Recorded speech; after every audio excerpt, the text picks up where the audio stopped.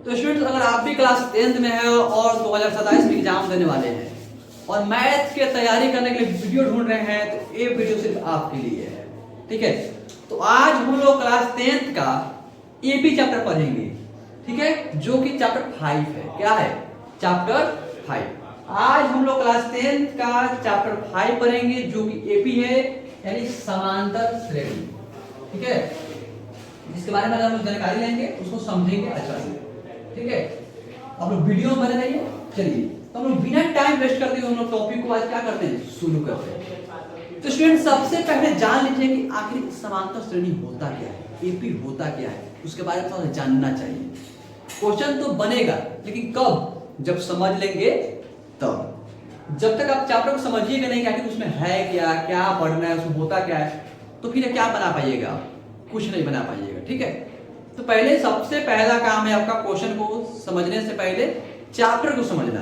तो क्वेश्चन अपने आप आपको समझ में आना शुरू हो जाएगा। चलिए, चैप्टर का नाम है समांतर श्रेणी।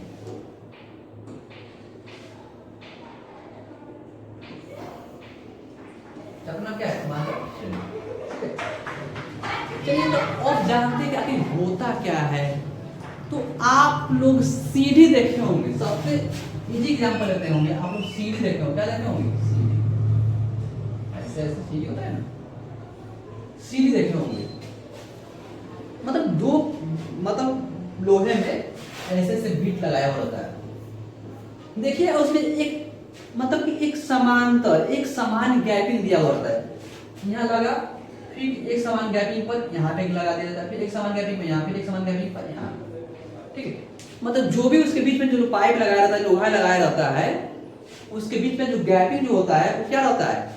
एक बराबर होता है, एक समान होता है। अब ऐसा नहीं कि यहाँ पे दे दिए, यहाँ पे दे दिए, यहाँ पे दे दिए, फिर यहाँ पे दे दिए, बीच में ज्यादा गैपिंग हो गया, ऐसा नहीं। इसमें क्या होता है कि एक ही बराबर समान रूप से क्या हो, बदलता हो। जैसे कि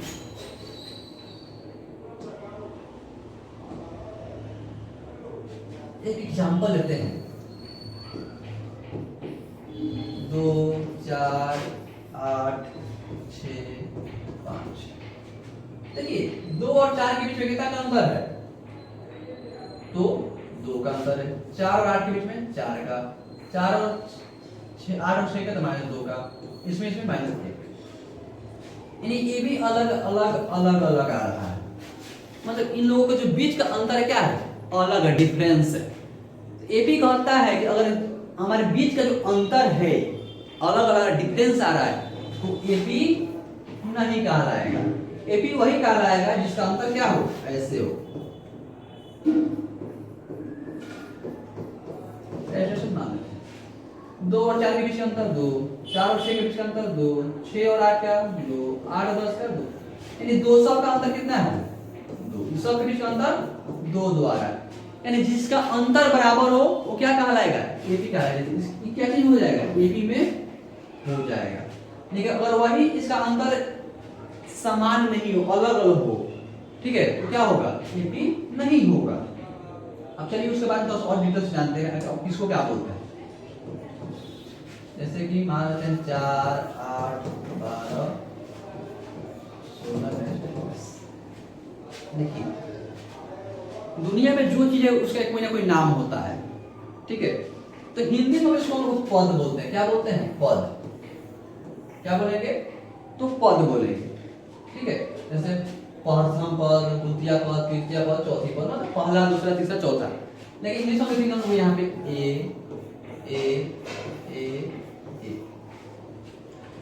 अगर एक क्लास में एक ही नाम का 4 लड़का हो, उसको कैसे बोलते हैं?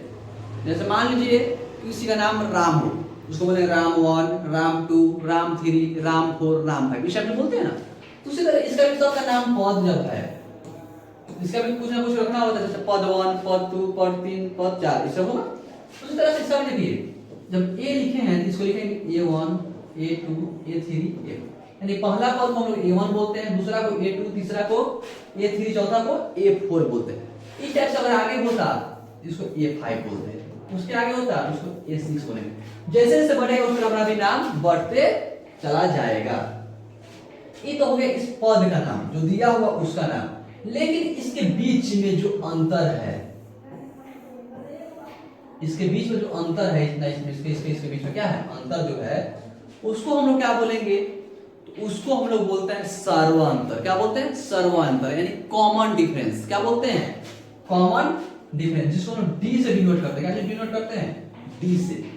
तो मान लीजिए कि यहाँ पे डी हो गया, डी हो गया, डी हो गया, डी हो गया, डी हो गया। तो जिस तरह इसमें 1 2 3 लिखे हैं, तो उसमें भी 1 2 3 लिखेंगे, जैसे D1 D2 D3 D4 D5। मतलब जैसे A1 A2 A3 A4 होता है, वैसे क्या होता है D1 D2 D3 D4 D5। जैसे अपना आगे बढ़ेगा वैसे आगे बढ़ते जाएगा। किसके? तो सर्वांतर यानी कॉमन डिफरेंस में। ठीक है, एक ही के दो पदों के बीच के अंतर को क्या बोलते हैं हम लोग? सर्वांतर बोलते हैं। दो पदों के बीच के अंतर को क्या बोलेंगे? तो सर्वांतर बोलेंगे, कॉमन डिफरेंस बोलेंगे, जिसको हम लोग डी से क्या करते हैं? डिनोट करते हैं। ठीक है, अब देखिए, ये तो हो गया टॉपिक की बात। अब आगे बढ़ते हैं। अब डी है, अब मान लीजिए, अब डी निकलता कैसे है?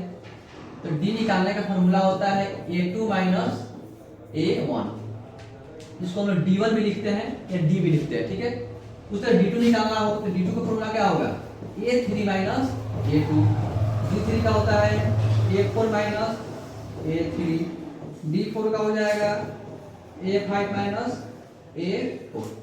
यानी D1 निकालना हो तो A2 में से A1 घटाएंगे, D2 निकालना हो तो फिर माने उसकी एक अगला में से पिछला क्या करते हैं? घटा देते हैं। D2 की बात हो रही है तो 2 की बात हो रही है तो 3 में से घटाएंगे 2 को, 3 की बात हो रही है तो 4 में से 3 घटाएंगे, 4 की बात हो रही है 5 में से 4 घटाएंगे।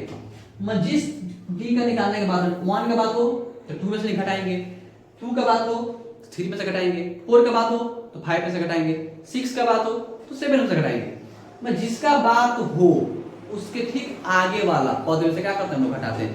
लेकिन D के लिए बोला जा रहा है।